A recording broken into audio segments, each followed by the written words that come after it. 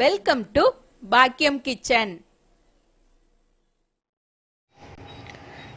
நான் 150 கிராம் கடலைப்பருப்பு எடுத்து 2 மணி நேரம் ஊற வச்சுருக்கேன்.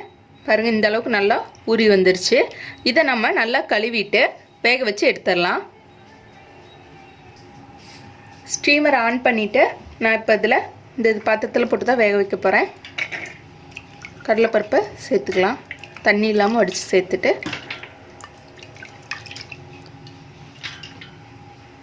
இப்போ இதுக்கு நான் இது மூழ்கிற அளவுக்கு தண்ணி ஊற்றி நல்லா வேக வச்சிட போகிறேன். அரைப்பதம் வேந்தால் போதும், ரொம்ப கொலை வேகணும்னு இல்லை. ஒரு அரை வேக்காடு அளவுக்கு நல்லா வேகட்டும். கொதி வந்ததுக்கப்புறம் இப்போ நம்ம மூடி வச்சு வேக விட்டுறலாம். கடலைப்பருப்பு நல்லா வெந்துருச்சு. பார்த்திங்க, கையில் நசுக்கி பார்த்திங்கன்னா ஓரளவுக்கு நசுக்குனா போதும். இப்போ இதை நம்ம எடுத்துடலாம். கடலைப்பருப்பை நல்லா தண்ணி வடித்து எடுத்துட்டேன். இப்போ இதை நம்ம மிக்ஸி ஜாரில் சேர்த்து கொஞ்சம் கொரன்னு அரைச்சி எடுத்துக்கலாம். ரொம்ப வலுவலுன்னு அரைச்சிடக்கூடாது, கொரப்பாக அரைச்சி எடுத்துக்கலாம்.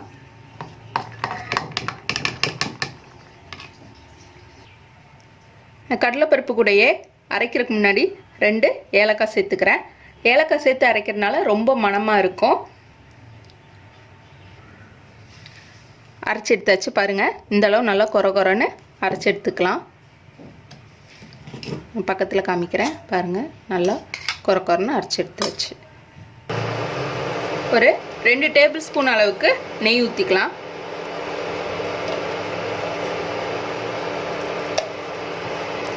நெய் நல்லா காயட்டும். அரை மூடி தேங்காயை துருவி எடுத்துருக்கேன். தேங்காயை நெய்யில் சேர்த்து நல்லா வறுத்துக்கலாம். ஒரு 2 நிமிஷம் அளவுக்கு நல்லா இதை வறுத்தா போதும்.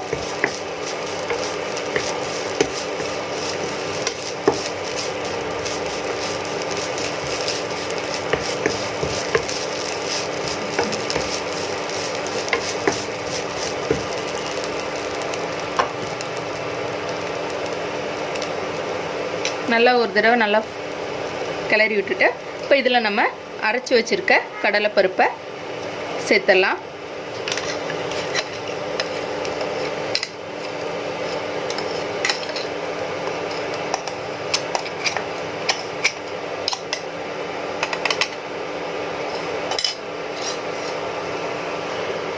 கடலைப்பருப்பு சேர்த்துட்டு இதை ஒரு தடவை நல்லா தேங்காயும் கடலைப்பருப்பையும் நல்லா மிக்ஸ் பண்ணிக்கலாம். நல்லா நெய்யிலே கொஞ்சம் ஒரு 2 நிமிஷம் அளவுக்கு நல்லா நெய்யிலே நல்லா இதை கிளறிக்கலாம். தேங்காயும் கடலைப்பருப்பும் நல்லா இந்த மாதிரி கிளறிக்கிட்டே இருங்க.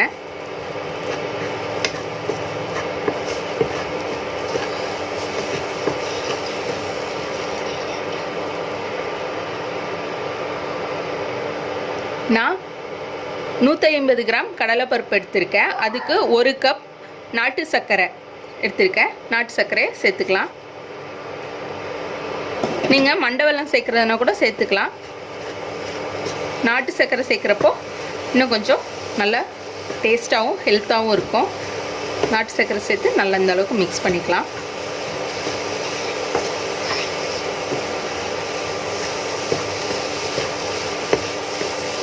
நல்லா ஒரு தடவை இந்த மாதிரி மிக்ஸ் பண்ணி விட்டுட்டு இப்போது இதுக்கு நம்ம ஒரு 2 டீஸ்பூன் அளவுக்கு தண்ணி எதுக்காக சேர்க்குறோன்னா அப்போ தான் கொஞ்சம் இந்த சர்க்கரையெல்லாம் உருகி வரும். அதுக்காக மட்டும்தான். நல்லா சேர்த்துட்டு நல்லா ஒரு தடவை நல்லா மிக்ஸ் பண்ணிகிட்டே இருங்க. பிடிக்க விட்டுறாதீங்க. நல்லா சர்க்கரை, கடலைப்பருப்பு, தேங்காய், நம்ம போட்டிருக்க ஏலக்காயோட வாசனையெல்லாம் சேர்ந்து ரொம்ப மணமாக இருக்கும். சரியான பதத்தில் இதை இறக்கணும் நம்ம. அதுதான் நமக்கு இந்த கொழுக்கட்டைக்கு ரொம்ப முக்கியமானது. என்னென்னா, இந்த உள்ளே வைக்கிற ஸ்டஃப்பிங்கான இந்த கடலைப்பருப்பு ஸ்டஃப்பிங் வந்து கரெக்டான கண்டென்ஸில் இருக்கணும். இல்லைனா அது வந்து பார்த்திங்கன்னா உருகி வந்துடும். நம்ம மாவில் வந்து வைக்கிறப்போ உருகி வந்துடும்.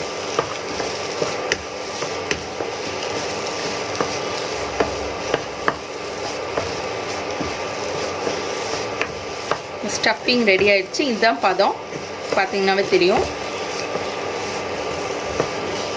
இந்த அளவு பதத்தில் நம்ம எடுத்துடலாம்.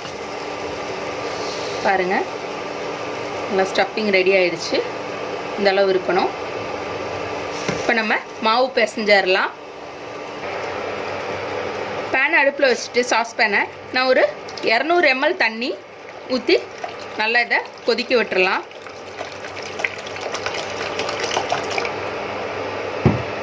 தண்ணி நல்லா கொதிக்கணும். தண்ணி நல்லா கொதி வந்துருச்சு. இப்போ இதில் நான் ஒரு 1/2 டீஸ்பூன் அளவுக்கு உப்பு சேர்க்குறேன். தண்ணியில் உப்பு சேர்த்து நம்ம மாவு பிசைகிறதுனால என்ன ஆகுனா மாவில் உப்பு எல்லாம் கரெக்டாக எல்லா இடத்துலையும் மிக்ஸ் ஆகியிருக்கும். அதுக்காக தான் தண்ணியிலே நம்ம உப்பு சேர்க்குறது. தண்ணி நல்லா கொதிச்சிருச்சு. நான் 1/2 கிலோ அரிசி மாவு எடுத்திருக்கேன். கடையிலே விற்கிது, இடியாப்ப மாவு கொழுக்கட்டை மாவுன்னு சொல்லி கடையிலே விற்கிது.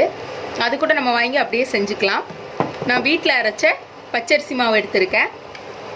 இப்போது தண்ணி கொதிச்சிட்ருக்கு. இந்த தண்ணியை நம்ம அப்படியே கொஞ்சம் கொஞ்சமாக சேர்த்து இதை நல்லா மிக்ஸ் பண்ணிக்கலாம்.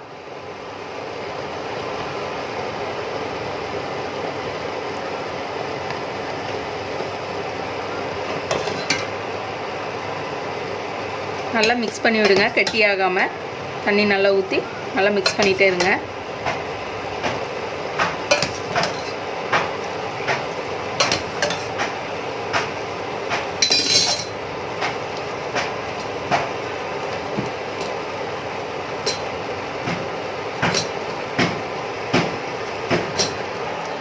மாவு நல்லா இந்த அளவுக்கு நல்லா சாஃப்டாக பிசைஞ்சிக்கலாம். இப்படி அமுத்திங்கன்னா பார்த்தீங்கன்னா நல்லா சாஃப்டாக அமுந்து வர மாதிரி இந்த மாதிரி பிசைஞ்சு வச்சுக்கலாம். சூடாக தான் இருக்கும். நம்ம சுடுதண்ணி ஊற்றி கிளறவே கொஞ்சம் நல்லா கெட்டியாக கிளறிக்கிட்டே இருக்கணும். ஒரு 2 நிமிஷம் கழித்து சூடு லைட்டாக ஆறுனதுக்கப்புறம் இந்த மாதிரி நல்லா மிக்ஸ் பண்ணி ரெடி பண்ணி வச்சிடலாம். மாவு ரெடி ஆகிடுச்சு. இப்போ எப்படி தேய்ச்சி உள்ள ஸ்டஃபிங் வைக்கிறதுன்னு பார்க்கலாம். நம்ம ரெடி பண்ணி வச்சுருக்க பால்ஸை இந்த மாதிரி ரவுண்டாக உருட்டி எடுத்துக்கலாம். மாவை இந்த மாதிரி ரெடியாக ரவுண்டாக உருட்டி எடுத்து வச்சுக்கலாம். இப்போ இதை நம்ம தட்டையாக தட்டிக்கலாம்.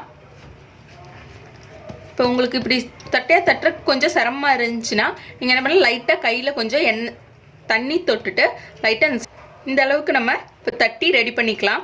பார்த்திங்கன்னா தெரியும், ஒரு ரவுண்ட் ஷேப்பில் தட்டி எடுத்தாச்சு. இதில் நான் இப்போ ரெடி பண்ணி வச்சுருக்க கடலைப்பருப்பு ஸ்டஃபிங் இருக்கு இல்லைங்களா, அது 1 ஸ்பூன் எடுத்து இப்படி சென்டரில் வச்சுட்டு இதை நல்லா இந்த மாதிரி மடித்து விட்டுறலாம்.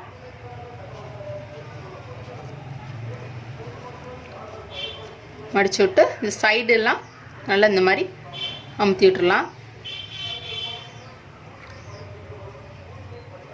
அவ்வளோதான், நம்ம கொழுக்கட்டை ரெடி ஆகிடுச்சு. இப்போ இதை நம்ம இதே மாதிரி எல்லாத்தையும் ரெடி பண்ணி எடுத்துகிட்டு நம்ம இட்லி பானையில் வச்சு வேக வச்சு எடுத்துடலாம்.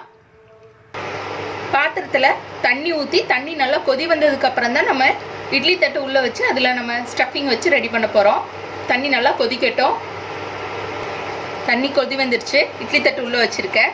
இப்போ நம்ம ரெடி பண்ணி வச்சுருக்க அந்த கொழுக்கட்டையை ஒன்றொன்னா உள்ளே வச்சு வேக வச்சு எடுத்துடலாம்.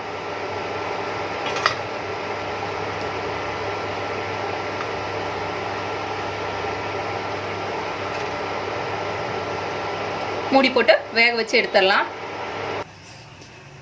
பாருங்கள், ஒரு 10 நிமிஷம் வேக வச்சேன். நல்லா சாஃப்டாக வெந்துருச்சு. நம்ம கொழுக்கட்டை ரெடி ஆயிடுச்சு.